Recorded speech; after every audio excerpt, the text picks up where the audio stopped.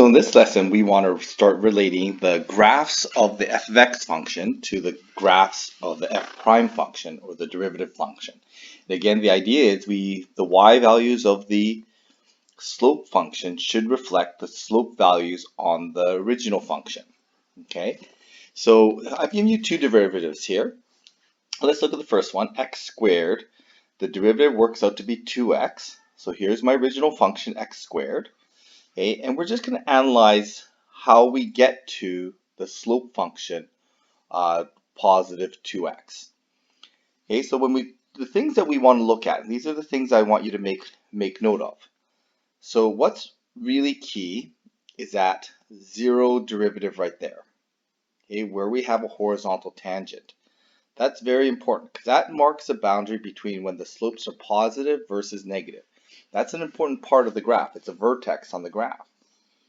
So when we analyze these pieces here, I then go to the other part here where I can see where I have positive slope. In fact, the positive slope, and it looks like also the slope is increasing. And so it gives us this section of the derivative graph. Okay, so we're looking for positive y coordinates where we have positive slope. And then we're going to look for negative y coordinates when we have negative slope. So there's my negative slope in this region. So on the derivative graph, we're looking for negative y coordinates. Okay? So we can go from the original function to its derivative function, but we could also go the other way around too. If we can see the parts that match, so if I see positive slope values here and I can see positive increasing slopes here, I can see negative slope values here, and I can see that where it looks like there, we can actually go from the derivative back to the function. And it is important for us to be able to draw these slope charts. So these slope charts are very important for us to analyze these graphs. So slope charts are going to look like this. So I have my f prime values and my x values. So at my x value equals 0, I'm going to have a slope value of 0. Okay, so I'm just going to draw it like that. And where my slopes are positive, okay, so on this section I have positive slope. So I'm going to, in my f prime section, I'm going to show positive slope. I'm going to show it like that. Okay, and then we can we can see with these little slope segments. So there's my horizontal slope or 0 slope. There's my positive slope. And where my negative slope is here, I'm going to put negative y values, which gives me negative slope values that look like that. And so this slope chart from my slope graph allows me to get back to my original function. Okay, so that allows me to see the shape of that function. That's very important that we understand how to relate these shapes from these graphs. So we can go in this direction from the graph to its derivative. And again, the key things that we're looking for are 0 slopes, where the slopes are positive, where the slopes are negative. The other thing that I added in the notes last day was that we can look at also the relationship of the changes. So the power rule changes. So quadratics differentiate to linear. So if I have a quadratic looking graph, it should differentiate to a linear looking graph. But we can go from the function to its derivative, but we can also go the other way around. So this works both ways. So let's take a look at the cubic function. So there's my cubic function. So again, I'm going to look for the same things. On this cubic function, I'm going to look to see where do I have a horizontal tangent. My horizontal tangent is right there. Okay, that means that my slope is 0 at that point. So I should have a 0 value for slope. Okay, I'm going to look for positive slope sections. So I'm going to look for positive slope sections here. In fact, this graph is always positive. So notice that I have positive slopes in here. I also have positive slopes in this section.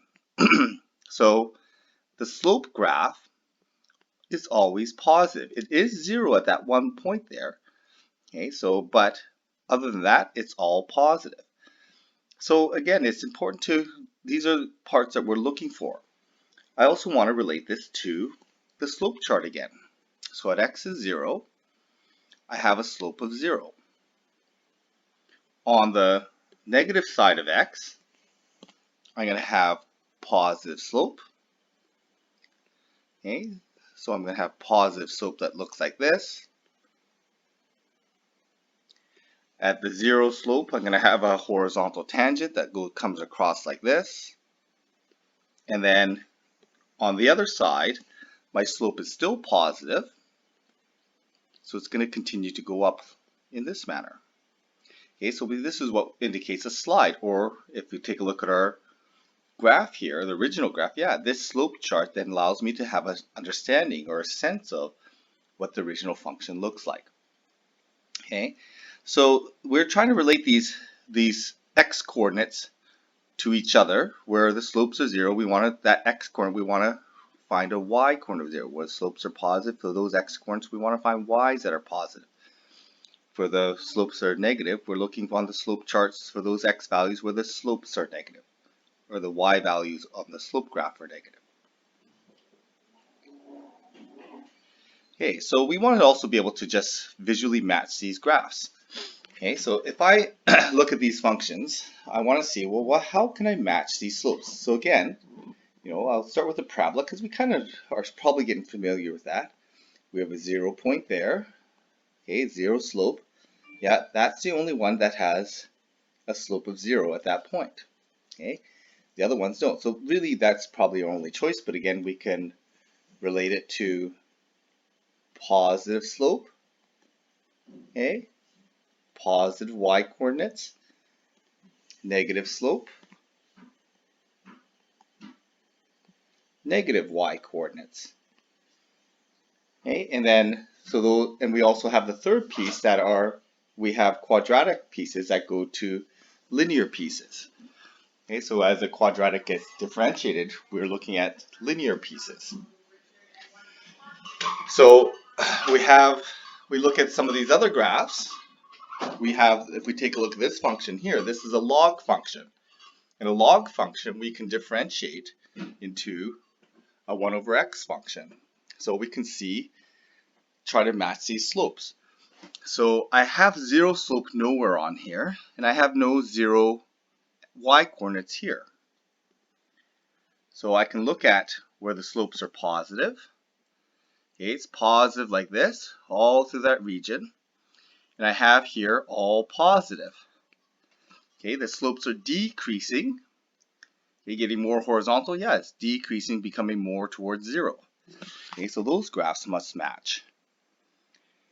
Lastly, well, there's only one left, but here, if we take a look at our graph, so again, there's no 0 slopes.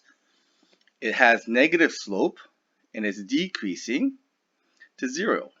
Okay, negative going towards 0. So large negative to 0. Yeah, we have large negative to 0 here.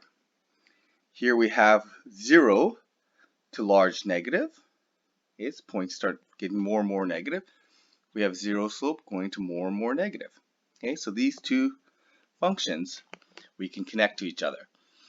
If we have an idea what these graphs are, so this was a 1 over x graph, I think we saw before that 1 over x differentiates to 1 over x squared. So if you know what those two graphs look like, again, that's another connection you can make, although that one is a little bit harder. You have to know a lot about these functions before you can make those kind of judgments.